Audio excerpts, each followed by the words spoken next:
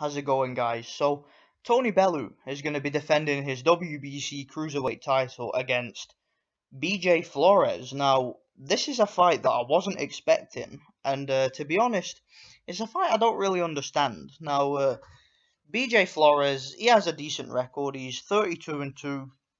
He only has two defeats. The first defeat on his record was to Danny Green back in 2010. Danny Green's a very, very good fighter, a very tough Australian fighter. That was for the IBO title.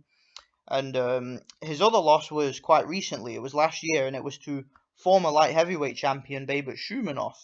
Now, this is interesting to me how he's gotten this fight because since losing to Babet Shumanov last year, he's only won one fight, and it was against a guy called Roberto Santos, a guy that was 12 and 3, a guy I'd never seen before, never heard of him before. So, you know, with all the talent that there is at cruiserweight, I mean, all the guys that are lingering around, you would have thought that Tony Bellew would have found a better opponent than this. But it's not a bad fight. It's just not a fight I was really hoping for. It's not really a fight I expected.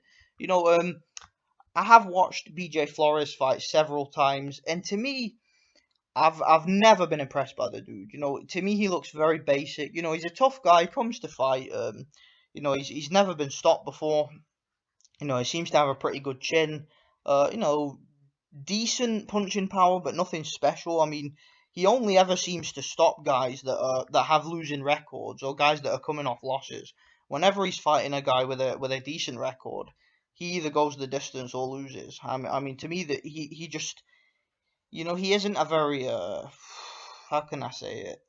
He never seems to me like the most dedicated guy. I mean, every time you hear about BJ Flores, he's either commentating or he's out clubbing and stuff like that. I never got the feeling like he's the kind of fighter that's very dedicated to the sport. He seems to me like he wants to be a celebrity or he wants to just be a commentator, and he wants to be behind the scenes, and he wants to be part of the gossip and all that. I never really got the feeling from him like he's a true world title contender. I mean, to be honest, I wouldn't really give BJ Flores a chance against any of the cruiserweight title holders. To be honest, I mean, we already know he couldn't beat Danny Green, and that was several years ago. Uh, I don't think he would beat Denis Lebedev. I don't think he would beat Marco Huck. I don't think he would beat Glavatsky. I don't think he would beat any of those guys. And I think Tony Bellew is his best chance of winning a title at cruiserweight. That I will say, because Tony Bellew does have a fairly shaky chin. He has been knocked down several times in his career. So, Tony Bellew is probably BJ Flores' last chance to be a world champion. But you have to think, guys, I mean, if he was beaten soundly by Babet Shumanov, who, let's be honest, I mean, Babet Shumanov is, he's not really that big a puncher. He's not really that great a fighter either. I mean, he's very basic to me, Babet Shumanov. He seems to me like just a decent athlete, but not a very good technician. I mean, in the Bernard Hopkins fight, Babet Shumanov had the athleticism to get to Hopkins, to give him problems, but he just didn't have the skills. He just didn't know how to take a tactful approach, and Hopkins ended up outwitting him and, handily outboxing him. And, I've seen Babet Shumanov fight many times too. I mean, I remember watching one of his fights against Gabriel Campillo, and again, I just wasn't impressed with the guy. I think that Babet Shumanov is a very limited fighter technically, and he was able to outbox the bigger cruiserweight BJ Flores. So, I just think that BJ Flores, he's lucky to get this fight with Tony Bellew. I think Tony Bellew, just before getting a big payday and before cashing out, he wants to milk that WBC belt a little, because there is talks of him maybe having to fight Grigory Drozid, who's the champion in recess with the WBC. He had to vacate the title due to injury, but from what I've heard, he is the mandatory to face Tony Bellew since he's come back as the champion in recess. And honestly, from what I've seen at this stage, as long as Drozid is in shape and as long as he's gotten over his injury, I would probably take him to beat Tony Bellew, probably even by stoppage. I think Drozid just has too much for Tony Bellew personally. I think he's a better fighter, but this fight, it should be fun. Tony Bellew is an exciting fighter sometimes. I mean, he's not exciting in terms of his style, because he's a very negative boxer. but he's exciting in the sense that if he gets hit, he's gonna go or he's gonna get you. Like for example, in his last fight against Ilunga Makabu, I was watching that fight live, and Tony Bellew got knocked down, and I knew after Tony Bellew got knocked down, it was like he has to open up here, otherwise this guy's just gonna walk him down and stop him. And Tony Bellew understood that, and then he just got onto the front foot. He took the initiative and he just went bombs away and just traded with the guy and ended up knocking the guy out. So that's what's exciting about Tony Bellew to me, is he's one of those fighters. That if a clean punch lands, there's going to be fireworks. And to me, Tony Bellew is one of those guys. There's a potential for fireworks, but you have to bring it out of him. He's not one of these fighters who goes in the ring looking to take your head off and all that. He's not really a seek and destroy type fighter. He's a guy who you have to bring the beast out of him. You have to hurt him first for him to then let his hands go and hurt you. That's the feeling that I get from Tony Bellew anyway.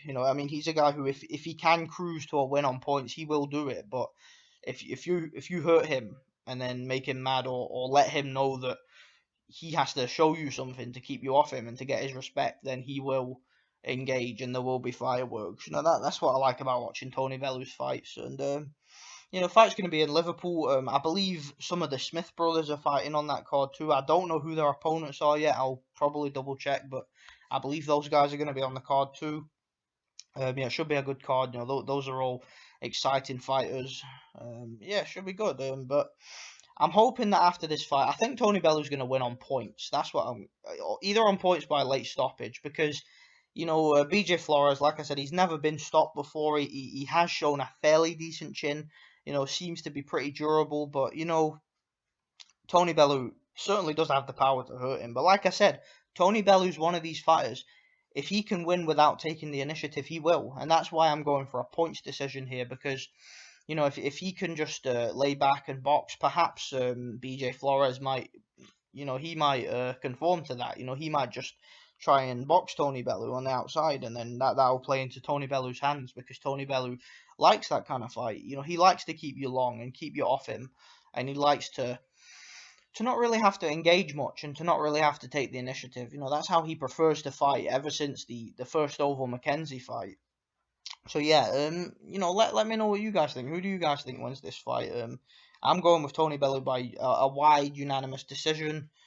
How do you guys think Tony Bellew would do against any of the other title holders at Cruiserweight? He did talk about wanting to fight David Haye at heavyweight. That's a suicide mission. And it's funny, I've seen people come out and say that Tony Bellew gave David Haye some work in sparring a few years ago, so that means that the fight would be intriguing. I don't agree with that. Look, David Haye, as soon as David Haye connects with a right hand, that fight would be only a matter of time, because David Haye is a very, very powerful puncher, all right? Especially when considering a guy like Bellew has been knocked out by people like Adonis Stevenson, right? And it's been knocked down by Oval Mackenzie. Okay, David Haye hits a heck of a lot harder than both of those guys, and he's a heck of a lot faster than both of those guys too. Okay, David Haye has very fast hands for a heavyweight. So if Tony Bellew was to move up and fight David Haye, I think David Haye will knock him out in 4 rounds. 4 rounds, I would give that fight up, 5 maximum. So, sorry. As far as Denis Lebedev goes, I think Denis Lebedev would stop Tony Bellew too. Now that is a more winnable fight, because Lebedev is shorter than Bellew, and I think Bellew, if he was able to somehow land his jab with some regularity, he could maybe mess Denis Lebedev about a bit. But still, I think it is only a matter of time, because Denis Lebedev, he is a seek and destroy fighter. He's a guy that's in there to knock you out, and he's a heck of a lot better than that last guy, Ilunga Makabu. So, I think that I would probably take Denis Lebedev by a late stoppage against Tony Bellew after having some problems early on with the reach. As far as Marco Huck goes, that'd be a great fight. I'd love to see that fight. I'd probably go with Marco Huck on points or a late stoppage, but most likely on points. I don't think he's quite the finisher that Lebedev is. As far as Krzysztof Glowacki goes, no point even talking about it. Krzysztof Glowacki destroys Tony Bellew, in my opinion. Destroys him in a few rounds. One good left hand would end that fight, or one good right hook. So, but yeah, he's got a fight coming up with with Usyk up in Poland, I believe. Now, I've got a prediction video up on that fight already, and I'm actually picking Glavatsky in that fight, but I wasn't 100% confident, but I ended up picking him in the end. But yeah, this cruiserweight division, man, it's a very very intriguing division to me. Obviously over in America, they don't tend to give the cruiserweight division much thought because I mean, let's be honest, it's because historically it's a division that, or at least in recent years, is being dominated by Europeans. I mean, obviously you had Steve Cunningham, who was a champion for a while, but he lost to Thomas Adamek, he lost to what was his name, Krzysztof Wlodarczyk in the first fight. He lost to Glavatsky too. Um, Steve Cunningham is kind of still a very great fighter. I think Steve Cunningham is a very good fighter, and he would give any of these cruiserweight, he would give any of them work basically. But I think at this stage he's more a gatekeeper. So, putting Steve Cunningham aside, the cruiserweight division really is dominated by Europeans. I mean, all the champions are European at the moment. And I think that's why the Americans like to just sort of dismiss it as a shit division. And I've talked about this before, but I think the cruiserweight division is a great division. There are some great fights to be made. I really hope we see some unifications. Obviously, Denis Lebedev in his last fight, he had a unification against Victor Ramirez, and Lebedev absolutely trashed him in 2 rounds. It was a very good performance. So he's the unified champion at the moment. There's some really good fights to be made in the cruiserweight division. Some very exciting matchups. Very exciting indeed.